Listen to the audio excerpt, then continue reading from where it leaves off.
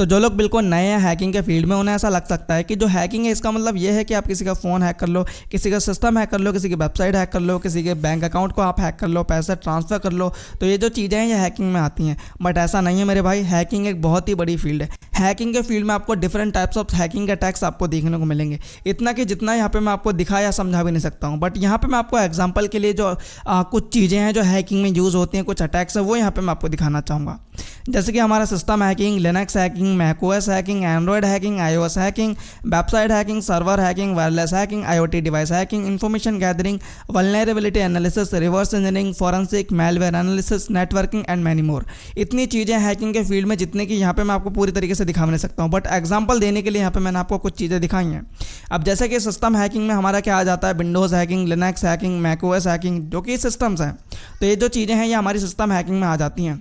अब देखिए, हैकिंग पढ़ने से पहले आपको, अब ज़रूरी नहीं कि आप हैकिंग का कोई अटैक पढ़ रहे हो कहीं से या फिर आप करने वाले हो तो पर्टिकुलर आप वही चीज़ की आप जो नॉलेज है वो आप रखोगे। नहीं, हैकिंग करने से पहले हमें कुछ जो चीज़ें हैं वो आनी चाहिए पहले से, तभी तो हम हैकिंग के जो अटैक्स है वो हम कर पाएंगे। क्योंकि हमें कॉपी पेस्ट तो करना नहीं है, हमें खुद से भी किसी सिस्टम में कोई कमी निकाल के उसे एक्सप्लॉइट करना है या कुछ भी करना हो, तो उसके लिए हमें कुछ चीज़ें जो है वो हमें पढ़नी पड़ती हैं।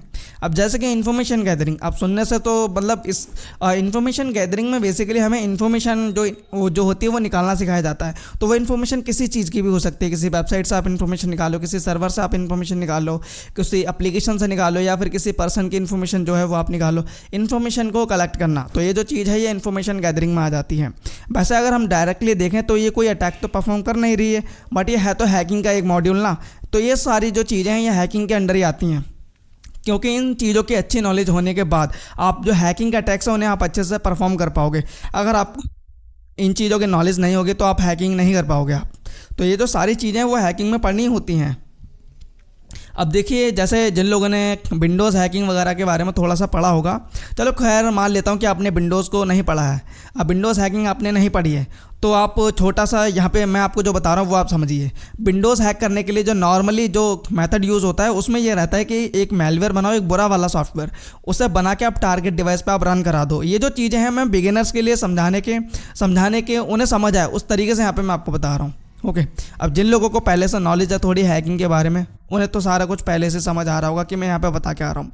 जो लोग बिगिनर्स हैं उन्हें समझाने के लिए बिल्कुल यहाँ पे मैं आपको रफली एग्जांपल देके समझा रहा हूँ कि विंडोज़ को हैक करने के लिए एक छोटा सा मेथड कि आप उसे हैक करने के लिए आप एक बुरा वाला सॉफ्टवेयर बनाओ और उस डिवाइस में जाके उसे रन करा दो। उसके बाद जो विंडोज़ है वह हैक हो जाएगी। तो बस एक यही तरीका नहीं है कि आप विंडोज़ को हैक कर लो। विंडोज़ को हैक करने के लिए बहुत सारे तरीके हो सकते हैं, बहुत सारे मेथड्स हो सकते हैं जो कि होते भी हैं। अब विंडोज़ को हैक करने के लिए कोई ज़रूरी नहीं है कि आप EXE फाइल करो, EXE जो फाइल है उसी से वो हैक होगा। कोई PDF फाइल से हो सकता है, कोई टेक्स्ट फाइल से हो सकता है, या किसी भी चीज़ से जो विंडोज़ है वो हैक हो सकती है। अगर आपको कोई चीज़ भी नहीं डालनी है, बिना कोई चीज़ जो है उसके अंदर मतलब डायरेक्टली जिससे कि जो यूज़र है वो इंटरेक्ट करे, ऐसे कोई चीज़ भी नहीं डालनी है, तब भी विंडोज़ जो है वो हैक हो जाएगी। कोई आप उसके अंदर कोई कमी तो आप निकालो, वल्नरेबिलिटी आप एनालिसिस करो, उसके अंदर कोई वीकनेस है उसे आप निकालो। अब जो एथिकल हैकर्स हैं वो क्या करते हैं, ऐसी कोई कमी सिस्टम में निकालते हैं, उसे पैच कराते हैं, उसे पैच करने के लिए बोलते हैं। तो इससे क्या होता है, जो सिस्टम है ये बहुत ज़्यादा सिक्योर हो जाता है और ज़्यादा सिक्योर होता है। वहीं पे जो ब्लैक हैट हैकर्स है वो क्या करते हैं, ऐसे कमीज़ को निकाल के सिस्टम को एक्सप्लॉइट कर लेते हैं, हैक कर लेते हैं।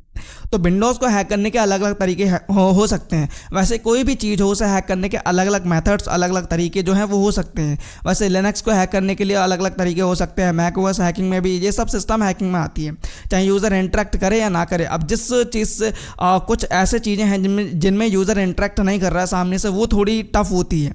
आप कोई कमी निकाल के सिस्टम को एक्सप्लॉइट करो, कोई वीकनेस निकाल दो सिस्टम में से, तो कोई वीकनेस निकालना ये कोई छोटी मोटी चीज़ नहीं है।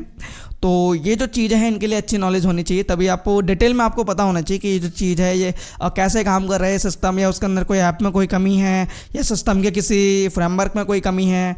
तो ये सारी चीज़ों के बारे में आपको अच्छे से पता होना चाहिए, तभी आप कोई वीकनेस निकाल के तभी आप उस पर जो हैकिंग के अटैक्स है वो आप परफॉर्म कर पाओगे। और एंड्रॉयड हैकिंग में क्या है, एंड्रॉयड हैकिंग में आप किसी का फ़ोन हैक कर लो तो मतलब ये हैकिंग हो गया, एंड्रॉयड फ़ोन नहीं। ये तो है ही, एक तो ये तो हो ही गया कि आपने किसी फ़ोन को हैक करने के लिए कोई इसके अंदर पेलोड डाल दिया। पेलोड मतलब एक बुरा वाला सॉफ्टवेयर वो आपने इंस्टॉल कराया, उसके जरिए जो फ़ोन है वो आपने हैक करा। बट बिना कोई पेलोड इंस्टॉल कराए हुए भी जो फ़ोन है वो हैक हो सकता है। आप उसके अंदर कोई एप्लीकेशन इंस्टॉल हो, जैसे कि कोई व्हाट्सअप या इंस्टाग्राम, इनके अंदर आप कोई कमी निकालो, इनके जरिए आप डायरेक्टली आप हैक कर लोगे। इनके अंदर कोई कमी होगी तो आपको कोई पेलोड वगैरह जो है वो इंस्टॉल ही नहीं कराना होगा, या उसी के सिस्टम में जो एंड्रॉयड है उसके सिस्टम में कोई कमी हो। तो ये जो सारी चीज़ें हैं ये आपको मतलब इन चीज़ों के बारे में जो हैकिंग में ये सब पढ़नी होती है हमें इनके बारे में।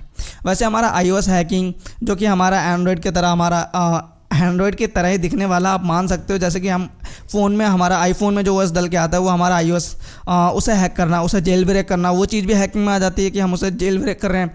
जो लोग उस चीज़ के एक्सप्लॉइट बनाते हैं जेल ब्रेक को, iOS को जेल ब्रेक करने के लिए, अब जो लोग यूज़ कर रहे हैं वो चीज़ मतलब वो तो सिंपल सी टेक्निक है। अब जिन लोगों ने अंदर से उसे एक्सप्लॉइट किया है जेल ब्रेक को बनाने के लिए, पूरा जेल ब्रेक फ़ोन को कर रहे हैं, तो वो चीज़ थोड़ी टफ है।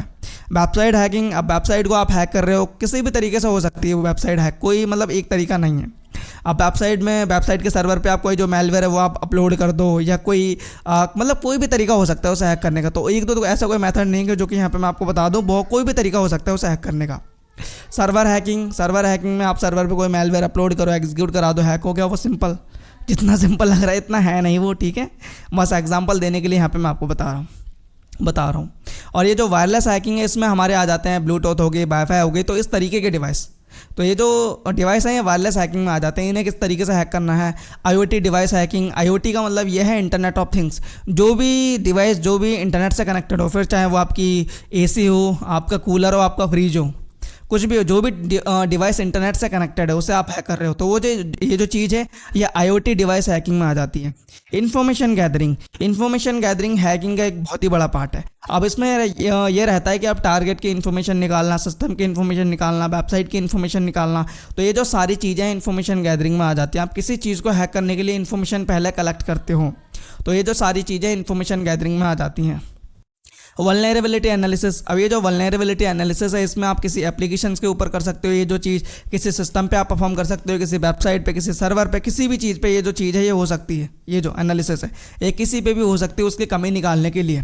अब ज़रूरी नहीं है कि विंडोज़ की जो विंडोज़ है उसी में कोई कमी हो, विंडोज़ के अंदर जो एप्लीकेशंस इंस्टॉल हैं उसके अंदर कोई कमी हो सकती है, उसके नेटवर्क में कोई कमी हो सकती है, तो कहीं पे भी हो सकती है। अब उस चीज़ को, उस कमी को निकालने के लिए जो आप टेक्निक का यूज़ लोगे वो होती है वल्नरेबिलिटी एनालिसिस।